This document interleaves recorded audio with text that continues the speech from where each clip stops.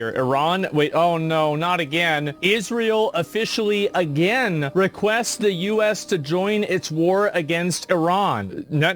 Man, I've been told that I'm not an expert on geopolitics, right? Like, I do not have the comprehension to understand world events, but I keep getting bombarded with it on the television, on the internet. Like, apparently, I really have to care about it. And so I watched, and with my little brain that doesn't understand many things, I saw like Israel going to Iran the same way like the geek goes to the school bully, and we're like, take that, Iran. And then it was like, Uncle Sam, Iran is coming after me. Uncle Sam, please help.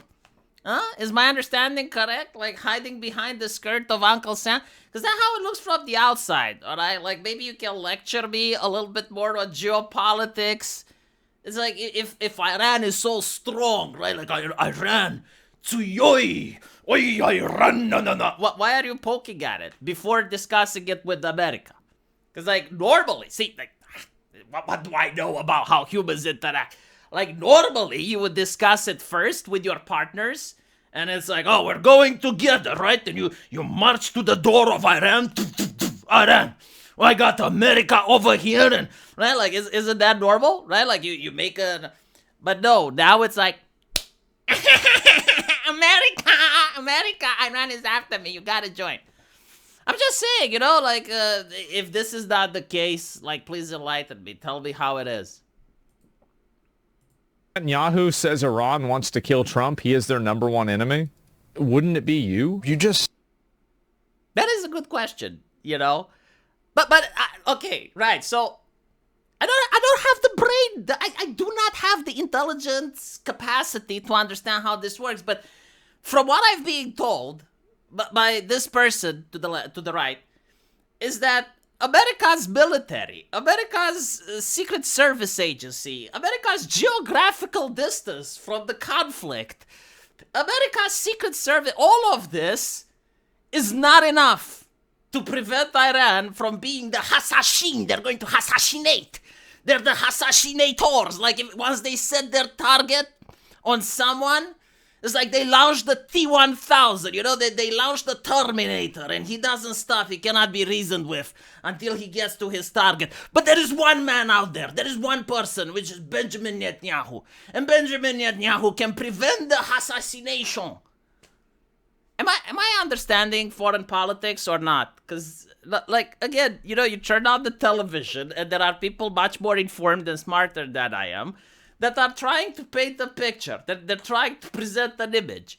And so far, this is what I got. So I don't know if it's me or it's them. Maybe it's them. Maybe they're not painting the picture accurately. Maybe the picture is a little bit different, and I just get misinformed by the mainstream media. But like, if you're telling me that a country from the Middle East wants to assassinate the American president, which, like, historically, it has never happened. Okay? But, like, assuming it did, like imagine if Iran actually did manage to assassinate Donald Trump. What do you think America would do? Like, what? Seriously, like, what would America do to Iran if that was the case? Do you think the Iranians don't know that? Like, do you think they're not aware of, like, what the consequences would be? I'm just wondering, you know? But apparently, right, not only is this set in stone, and it will happen, but there is one man that can protect America from the wrath of the Iranians. Said Iran tried to assassinate President Trump twice. Do you have intel that... What? That's a pretty bold claim. Through proxies, yes. Through their intel, yes. They want to kill him. Look, he's enemy number one. He's a decisive leader. So like, okay, I assume he's talking about I assume, right? He's talking about the previous assassinations that Donald Trump survived? Or maybe, like, there's others that we don't know about? And if that's the case, look, if I'm Donald Trump and I'm dodging assassinations like Neo from the Matrix, like, at this point, you'd think that you're immune to them, right? Like, he already managed to dodge 3. There may be 2 more that we don't know about. So, like, he's got, like, this racial trait, the assassination dodger. I don't think he's worried. Like, at this point, you know, like he probably looks at Iran as a challenge. Like, okay, you know, I want to go for 6 I want to go for the double hat trick. I already managed to get around 5. Like let's go for 6. 6 assassination attempts that I survived. These were 2 qualifying statements. He's enemy number 1. Yeah.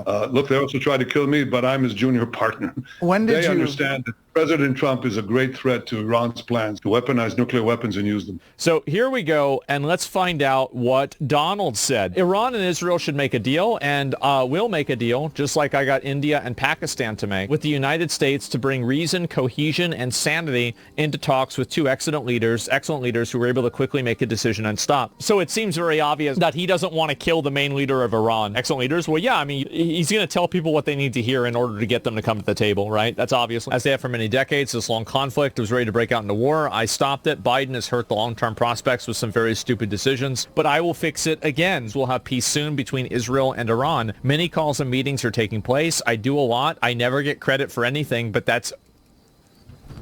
this guy, bro, I do a lot, and I never get credit for anything. And I don't get any credit for this, but that's okay. I never do. But that's okay. The people understand.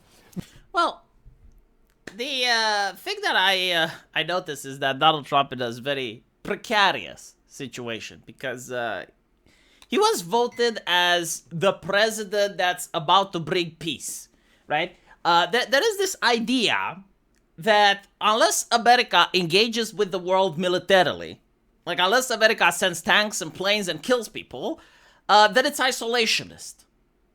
Like you can't just have a president that's basically trying, okay, for the 4 years that I'm into office, I want everyone to chill the fuck up. No, like apparently that's not okay, right?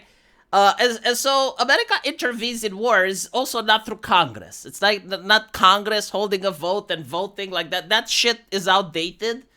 Now it's just like, okay, we're going to bomb a country through executive orders, right? And so Donald Trump is the one that was voted, like the American people, the taxpayer, literally doesn't want that anymore. They're basically saying, like, enough. All right, like, we got a national debt. We just want to chill out. And from the eyes of the people, it seems as if he is being dragged into this, right?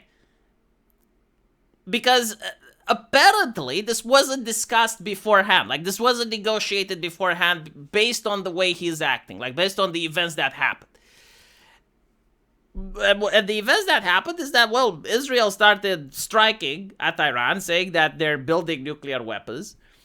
And then you have Benjamin Netanyahu making the argument like, no, America, you need to come in. And it's like, well, why didn't you talk about that before? You know, like, why didn't you make this argument before? So, like, it's viewed as like they're going to make a provocation. And now Trump is being trapped between intervening and doing exactly what the people that voted him in didn't want him to do, or risk alienating members of the Republican Party. And the members of the Republican Party are very important when he wants to pass legislation. Because if he wants to pass a law and his own party isn't going to vote for it, well, the law doesn't get passed. And so he's placed in a predicament. Obviously, there's a lot of conversation and things that are happening behind closed doors. I do think that he wants to try to make peace, like he actually wants to make a deal. We'll see what happens. In my opinion, I don't want another war. Like, we're already having Russia and Ukraine. We had the India and the Pakistan thing. China is becoming even more saber-rattling than usual. And now this shit is happening in the Middle East. Will it lead to World War III? Probably not. No. I don't think, like, a war in the Middle East would lead to World War III. But what would probably lead is more escalation, because other nations are starting to really enjoy the concept of kinetic warfare. It's becoming more and more normalized.